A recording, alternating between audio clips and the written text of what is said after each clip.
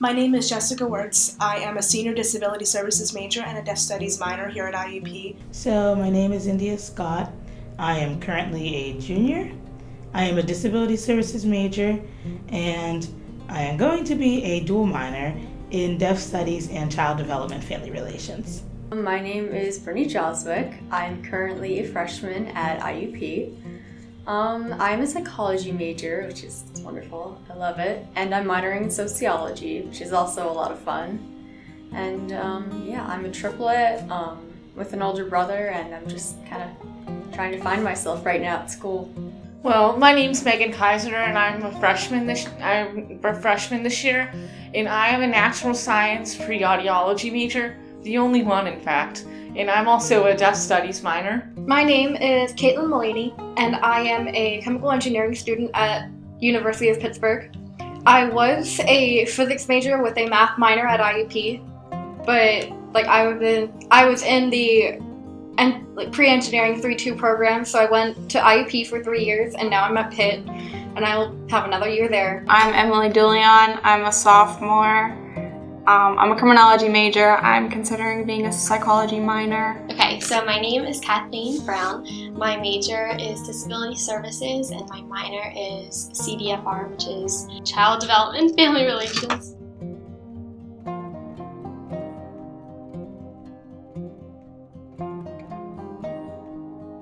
So I have a bilateral mixed hearing loss. I have a moderately severe hearing loss in this ear and a severe hearing loss in this ear. And progressive means that I haven't always had this severe of a hearing loss.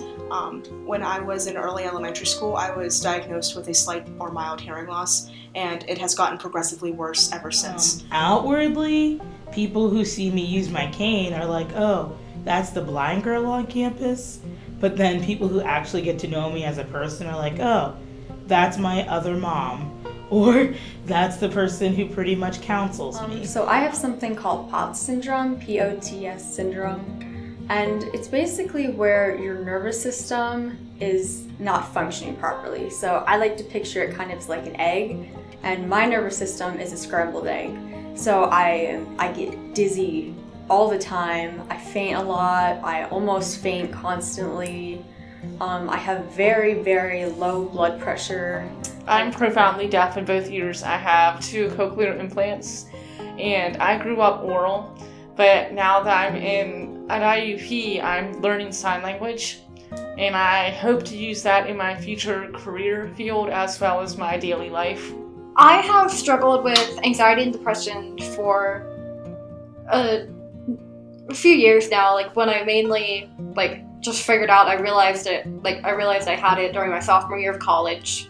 I have familial spastic paraparesis, which looks a lot like cerebral palsy, but it's a different extender tone. Basically, I'm partially paralyzed from the waist down, even though I can still walk and function. I was diagnosed with ADD, which is attention deficit disorder, and also auditory processing disorder. I was told that I needed to wear hearing aids when I was in 9th grade, but like any other teenager, I did not want to do that. And so I did not wear hearing aids until I was a sophomore in college. And I decided to do that because I was doing poorly in my classes, and I realized that I needed to be able to hear or else I wasn't going to do well in my classes. So I wear hearing aids in both ears, and so even though I can hear technically, my perception of sound is not the same as yours. A lot of times I can hear that there is some sort of sound in the background somewhere, but I often can't tell where it's coming from, and I often can't figure out if someone's saying something. I can't understand exactly what they're saying.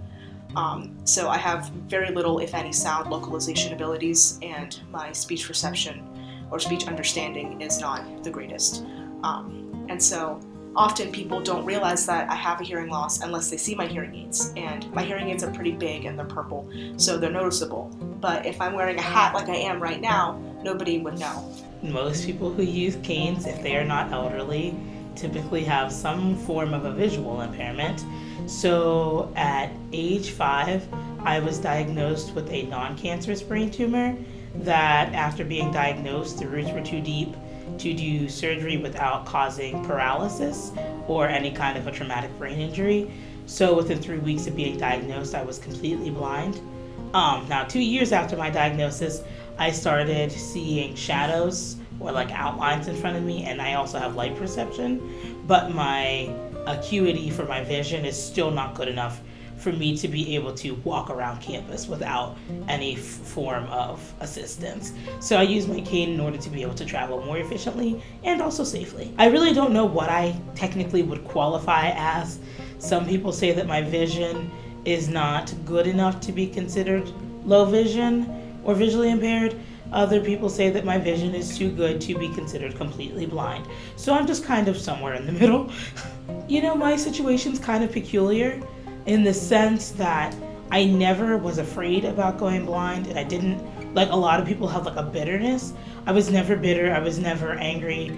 The only thing that I hated, which is kind of ironic, is using a cane and reading Braille, because you know, those are two very important key components for adapting to having a visual impairment. But I mean, I still did it. I fought tooth and nail only because of the fact that I had already learned in kindergarten and Head Start how to read print and how to function without using a cane or Braille. But once I had adapted to understanding that both of those components would be necessary for my success, then I learned to accept it and to move on. And then, you know, the ride was a lot easier after that. I need increased sodium, and I'm currently on probably about 4,000 to 5,000 milligrams of sodium a day, and I need to increase that to 7,000 to 10,000 milligrams. I have tachycardia, which is where like your heart just goes like really, really fast. So they kind of use POTS people, as I like to call them. They say that we're like marathon runners every day, because that's just kind of what your body's going through. So you're always exhausted. Sometimes for certain people you have to get more sleep than them. Try to exercise to get the blood flowing back to my head, because the blood, it just kind of gets pulled down to your feet, which is why you're always dizzy. So try to get things that will raise it back up so that you won't faint in class or just walking somewhere. I've tried every single medication to raise my blood pressure, salt stick capsules, compression socks. I've tried everything. Unfortunately, most of those options have not worked for me, which also makes it hard. I remember distinctly the moment it happened. I was swimming in 9th grade, and we had to do that, and I was going right near the deep end, you know, just finishing up my lap, and all of a sudden everything went black. And it scared me, you know, that's really freaky, you know, you're horizontal, your blood is evenly dispersed throughout your body. So I left, you know, got out, of course, of the pool, went to the ER, you know, we don't know what's wrong with you, but obviously something's wrong, like, you know, your blood pressure is really low, and thankfully they didn't say it was stress, because the majority of people who do have POTS, it is diagnosed as just like, oh, you're just anxious, you're just stressed, because it does mimic those symptoms, but it is an actual rare disorder. After that, it took me about 1.5 years to get diagnosed. POTS was the last thing that could have been wrong with me. I had done just about everything else, every blood test, thyroid, every single doctor. It took a very, very long time to get diagnosed. And that happened, my freshman year of high school, so about 5 years ago, give or take. And I am still struggling with the symptoms today. Well, oral means I use my voice and speak rather than use ASL, PSE, which is like other various forms of sign language. ASL is not the only sign language out there, and each country actually has a sign language that's very unique to it. Back to the topic of being oral, I grew up in an oral school, which basically means I was mainstreamed in a regular public school. I did not go to a school for the deaf. I grew up in a very, very small rural area that basically consists of cows, corn, and a couple occasional towns. And I was one of the few people with hearing loss in my high school, but the only deaf person at that time that even had cochlear implants. So I didn't really get a lot of exposure or interaction with other people with hearing loss until I got to college. As far as we know, I was born deaf. I was actually born in Atlanta, Georgia, and that was actually before newborn hearing screenings were mandated. So I was not officially diagnosed with deafness until I was about a year old. But then there was some signs, and then a couple telltale signs that my family decided to get my hearing checked. And it turns out I was profoundly deaf. And then they decided they wanted me to get cochlear implants. So I was implanted with my first cochlear implant when I was 18 months old. And then shortly after that, I went to the Atlanta Speech School, where I was encouraged to just learn how to hear and speak. It's been rough. I'll find times where I don't really want to get out of bed, like due to my depression, or I'll just get so nervous I can't really talk to people when I have anxiety attacks. Then also I was in a car accident in January of 2017 where I had broken my femur and had a lot of difficulties walking around, where I had to walk around on crutches, and a major concern was slipping on the ice and just commuting across campus. I was diagnosed with post-concussion syndrome, where I wasn't actually diagnosed with a concussion, but it made it difficult because I had to lower the brightness on all of computer screens and the phone screen and the screen on my phone, where it made class difficult because I had at least one class where we were sitting in front of computers the whole time. So I had to turn on the brightness every day. I was born with it, and I have two older sisters. The one right above me, Madison, she also has the same walking disability, and we weren't diagnosed till I was born, and I started showing the same walking symptoms that she showed, because they were trying to diagnose her with cerebral palsy, and then they were like, oh wait, this is genetic. So that's kind of how that came about. Okay. So how does it affect you day to day? It kind of depends. I know when it's cold, I have more trouble moving around and walking, even though I'm in the wheelchair all the time on campus. But I'll have trouble moving around my room. I'll be in constant pain. My legs, I have spasticity, so my legs will just shake randomly, which gets annoying sometimes. Sometimes it's just hard to get up. My hips pop out of place all the time, so that's frustrating when I'm trying to move. When I was in high school, I didn't use the wheelchairs, and I had to fight with teachers. Here, I don't really have to fight with teachers, but I kind of have to fight to get what I want and to get where I want. I am thankful, and I have a motor on my wheelchair, so I don't have to push myself up hills because that's difficult.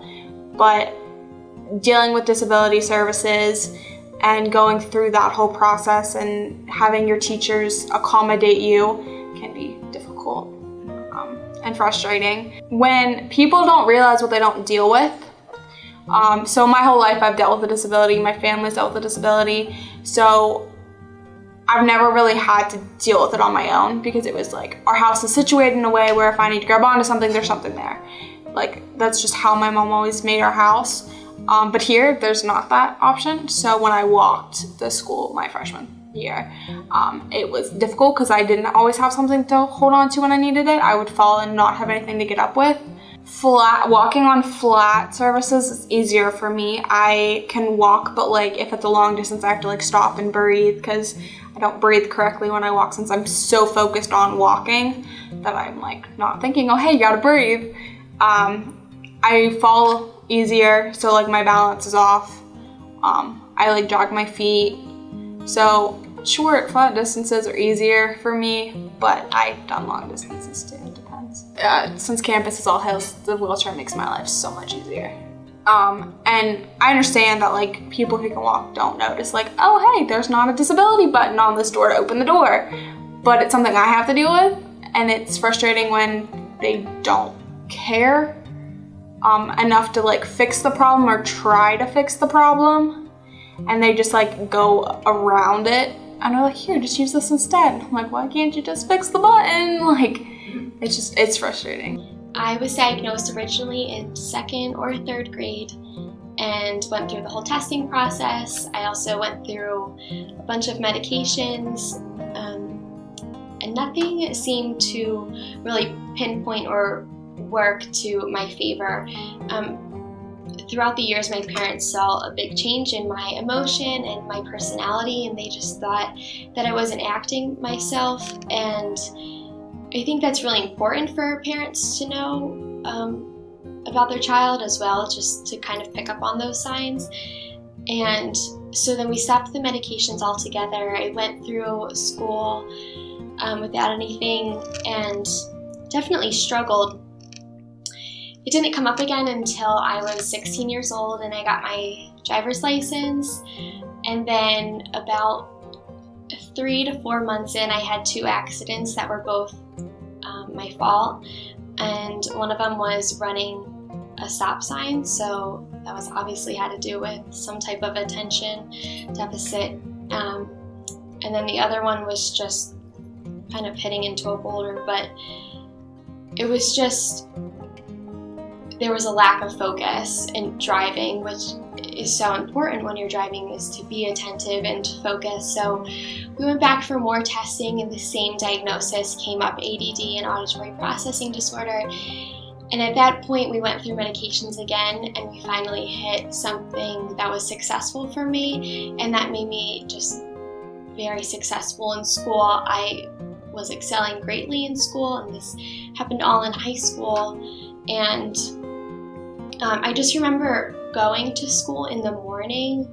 I mean, who is like excited to learn at 8 o'clock in the morning? Not too many people.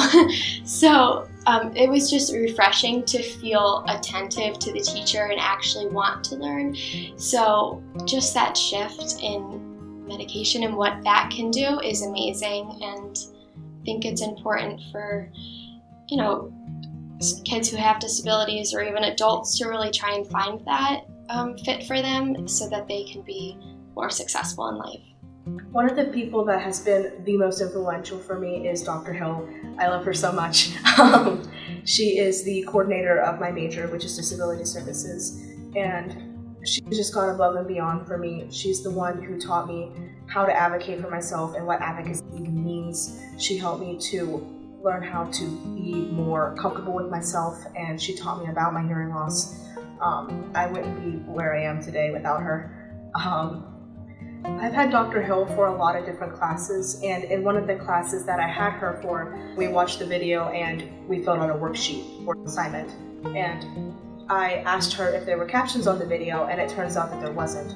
And rather than just telling me, you know, oh, don't worry about it, or, you know, it doesn't really matter, she took the time. We went up to her office and she spent over an hour emailing people, calling people. She finally contacted the person who was in the video, like the person who the video was focused on, and she was able to get a transcript from them. She didn't have to do that. She went above and beyond. It made me feel so good that a professor wanted me to have the same access as anyone else in my class, because she really didn't have to do that, but she did. So there's a lot of positives actually in the classroom, surprisingly. So a lot of my professors that aren't disability services related or have never had a student with a visual impairment / blindness are extremely accommodating, surprisingly, for the majority. So they are very good and very quick to ask me, is there anything that I can do that I'm not currently doing to be able to further assist you in my class? Actually, last semester I had an amazing astronomy professor who went above and beyond the call of duty and used what they call puffy paint to be able to outline graphics for me to understand the concepts in his class, which helped me to succeed a lot better in an astronomy class since it is considered pretty visual. And so because he went above and beyond and marked like the star graphs and different things like that, I actually ended up doing very well in both his lecture and his lab. I know, I'm very grateful. My professors here, so far, it has been amazing. They've been very nice, very understanding. I think only a couple of them have been freaked out because it is a rare condition to have. And you know, when you go up to them and you're like, excuse me, like I need to talk to you for a minute in private, and you explain, like, you know, if I do pass out in your class, like this is what you need to do, it can be quite scary for them. But overall, it's been a very positive experience. I haven't had any issues so far with my professors. I know for lab, when I did chemistry, because I love chem, just for fun, we had to stand for hours, and Dr. Ash, he got me a stool. It was this sad little stool, but it was a stool, and I was so grateful because it really helped me do lab and helped keep me in the class and not on the floor. Love you, Dr. Ash.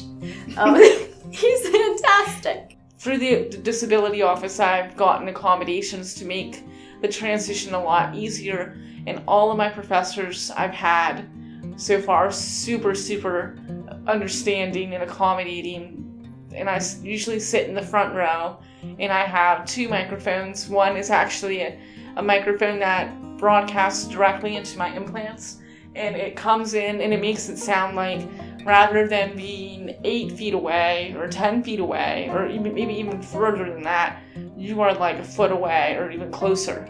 And my other microphone is a system that I use. It's called CART, and CART stands for Communication Access Real-Time Translation. And what that basically is I have my laptop sitting on my desk, and the sound goes into the microphone and through the speakers on my laptop through Skype. And then I'm connected through Skype with a captioner or a translator that is typing what my professor is saying, and then those words come up on my screen. So it's like it's a real-time captioning system.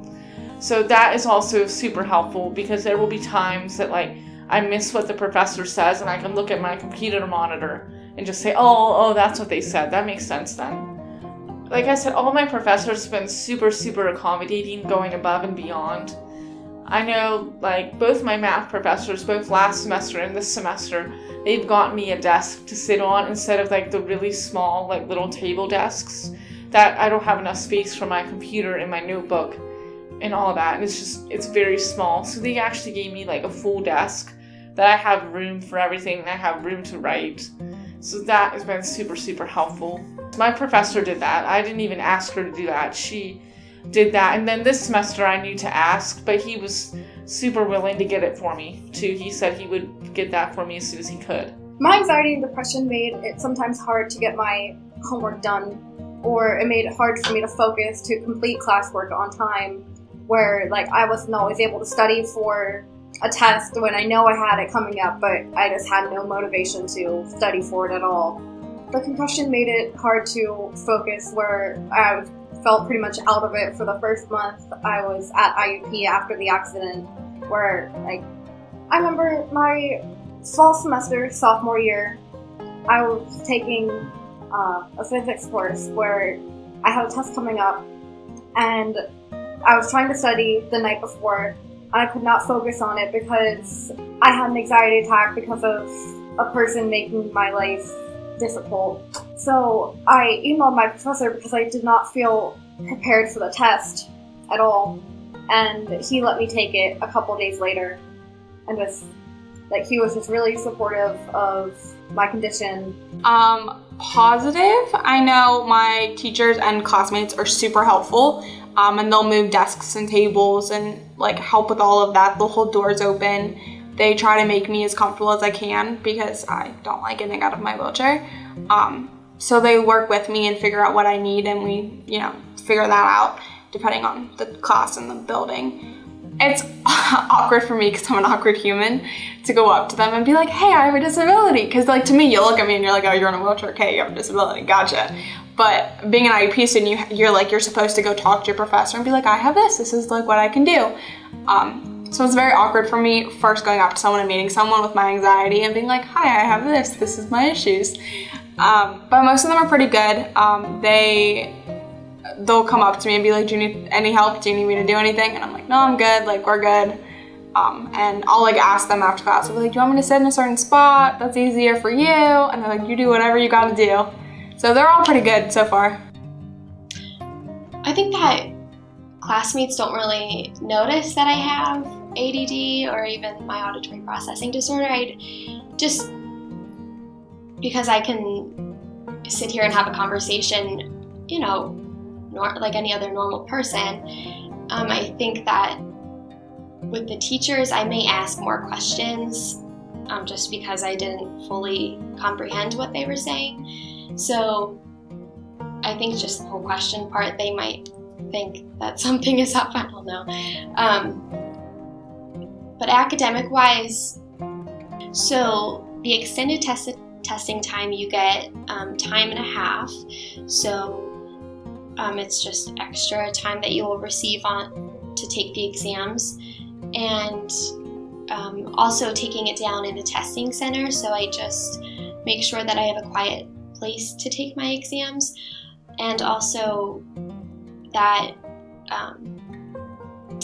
reduces the amount of distractions that I have. So it's best that I can just face a wall and not have, a whole classroom in front of me where I can see students getting up, because that then creates more anxiety and thinking that, oh, well, I'm not finished yet, or, just thinking that I'm a little behind creates some anxiety. So just placing me into a separate classroom or a separate room is very helpful and just allows me to relax and actually focus on what I know, and I can excel on the test. For the most part, my professors have been amazing and super accommodating. One professor in particular, he came up to me and we were talking about the textbook, and I couldn't find it for some reason, but right away he said, oh, you know what, I have a textbook up in my office and I would be glad to give that to you if you think that would benefit you. And so just that little remark that he made was just made me feel welcome and made me feel that I was going to have a successful relationship with him, and also a relationship with the coursework that I was going to have to do. Another professor, Dr. Hill, she's also my advisor, and she just goes above and beyond, and she can really relate, I think, just because of what she teaches and also what she goes through personally. So I think it's nice to have someone that knows what you're going through, actually knows the type of struggles that you may have. And so for someone to already know that is just very comforting. And I know that every professor can't do that, but that's definitely life-changing in a classroom setting for sure. And so most of my professors have been really awesome about it, but I had one professor one semester that I gave her my microphone and I explained this was for CART, and this is one of the accommodations that I needed so that I could participate in class. And she looked at me and she said, I don't do that kind of thing. I'm not going to wear that. I don't do that. And that was the first semester that I really started advocating for myself, or trying to advocate for myself, and I didn't know what to do. I never had anybody tell me no, and I didn't know my rights, and I didn't know the laws that protected me. And so I just sat back down in my seat, and for about 4 or 5 weeks I didn't really have captions because my professor wouldn't wear the microphone. And it wasn't because she was mean or she didn't want to accommodate, she just genuinely didn't understand. She didn't realize why I needed it. And so finally, about the 5th week of the semester, I was able to get her to wear the microphone, and the rest of the semester went really well after that. On the contrary, there are some unfortunate negatives that do fall within some of the spectrum of academics. There are some websites that some professors use. You're always going to have that professor. And unfortunately, some of them have not been as accommodating, or some of them aren't as familiar with the legality involving my disability or any disability. So some of them have either openly disclosed more than what they should have in regards to my visual impairment / blindness, or some of them have stepped on the very close border between being inappropriate with the things that they say directly to me in front of my classmates in regards to, again, my disability, which to me, it's not necessarily an extremely big deal. It's not what you say, it's how you say it. However, for other students that they may have in the future, that could be an uncomfortable situation or a really big deal. So some of them need to become more aware of that, and at other times they are not as accommodating. So if I'm not able to get my assignments to them in the format that they would like me to, especially in regards to like some websites. Like for an example, Moodle is not necessarily technologically friendly with my laptop because of the software interface that I use called JAWS, which is a text-to-speech. So I'm still, even though this is my 3rd year, I'm still trying to figure out and navigate the appropriate use of JAWS in comparison to D2L. But again, the new D2L update has also caused some issues and controversy with being able to navigate the website as well. But some of my professors in the past that I've had in particularly only one department that I prefer not to disclose has caused some issues because they weren't necessarily as willing to accommodate me. Oh gosh, what have I gotten over the years? I'm allergic to cooking pots. I have an allergy to marijuana. Yes, that's actually happened to multiple people. They thought I had a phobia with cooking pots. Definitely marijuana. That's because the whole pot synonym. I don't do drugs. Don't do drugs. But that you can't do anything, probably, that you're just bedridden. That you're lying about it. That it's just stress. It's just anxiety. It's an actual nervous system disorder. It has been diagnosed. I've seen multiple doctors who specialize in this over the years. It is an actual real condition. I promise you, if you look it up, it's just rare, which is the only problem. Anxiety and depression didn't really affect living on campus for me. Like, I just kind of went about my daily life. The accident did affect a lot of things. Since I was on crutches, I was afraid that I wouldn't be able, I would have to have someone carry everything for me. I would have to have friends, go get me food because I wouldn't always be able to go do it myself because I was in too much pain. I had difficulties getting around campus because I could not always find the handicap accessible paths because it wasn't always easy for me to get upstairs or walk long distances because it was very tiring at the time. And a major concern was slipping on the ice and just commuting across campus during the winter months. When we get a huge blizzard of snow, they don't plow near the construction, so there's and they're barrier-free routes. So there's little teeny tiny pathways which I can fit through, but then there's 5 inches of snow and it's ice that I have to get through. So I get stuck. It is so frustrating for me because again, I'm in a wheelchair, I'm not walking, I don't risk, falling on my face. But my motor doesn't work on the snow. It doesn't work on the ice. It just doesn't work. So I've missed classes because I can't physically get to them. Finals week, first semester, I was on a hill. The hill between Sutton and Michael Honey, trying to get up from Walworth to go to HSS to go take a final at 8 a.m. And I couldn't get up the hill. But if I can't get to my final, I'm gonna fail. The steps are always clear, but to get in the disability entranceway, never clear. There's always ice and snow and slush, which is normally fine because I'm just going in and out. But sometimes I can't get in there. Listen, straight haul kills me. Kills me. Okay, let's just give a mental picture here. So they have a button to get in the building, which is cool, fine. To get in the hallway to get to the elevator, which is at the back of the building, I have to open 2 doors, and one opens this way and one opens this way. Doesn't open the other way. Then I have to get to the elevator. Those bathrooms are not handicap accessible either, which is drives me insane. They have a handicap stall, okay? The handicap stall is not long enough to fit a wheelchair, so I have to get out of my wheelchair, leave my wheelchair in the lobby to use the bathroom. And you open the door, so you open the door to get in the bathroom, and you have to turn straight away, because there's a wall. I made my math teacher go in with me. So I was like, look at this. Look. She was like, that's a problem. I was like, yeah. It is a problem. Lots of buildings don't have handicap buttons to get indoors, but they have the sign. They have the wheelchair person on the sign. It's handicap entrance. Where's the button? There's not one. Professors that haven't been accommodating, I've only had maybe one or two, and I don't think that they truly understood what I needed, maybe, or they didn't understand the process of why I needed these accommodations. I think that with clubs and activities, the only thing that I would struggle with is being able to process what other people are saying, just given simple directions, and that's just a daily struggle that I have every day. So I think that's really the only thing that I would struggle with the clubs and activities.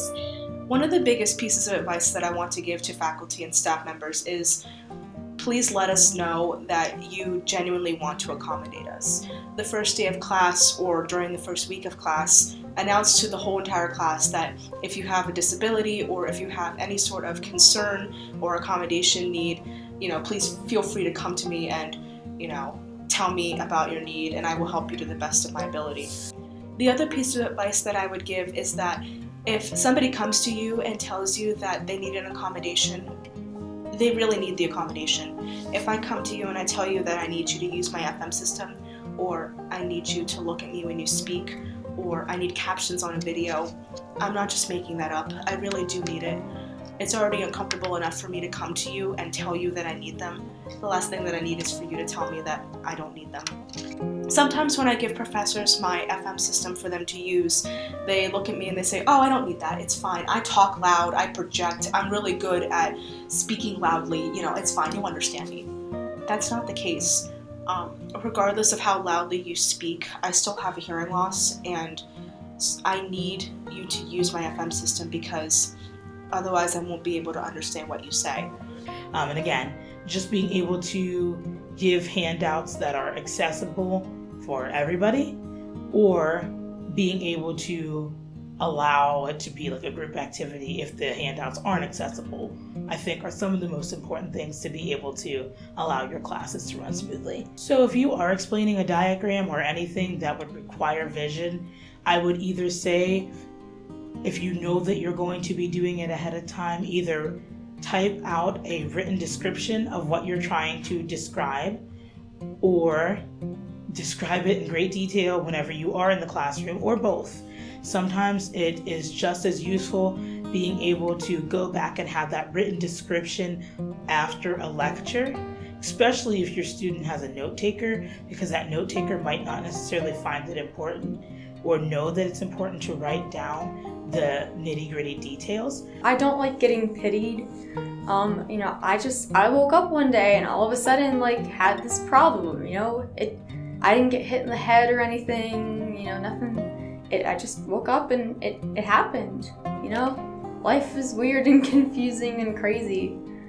But I want to be normal, as normal as I can be. So it's nice when the professors, try to treat you as normal as possible, while just keeping that, slight eye out just to make sure you're okay. I think the one thing I would tell people that work at IUP about being deaf is that if someone asks for repetition and stuff, or this goes for anybody, if a person asks for repetition, please do not act like it's the hardest thing you've ever had to do in your life, because it's not. Just repeat it, and if you repeat it 2 or 3 times, and the deaf individual or the hard of hearing individual, or maybe they aren't deaf or hard of hearing, they just need repetition.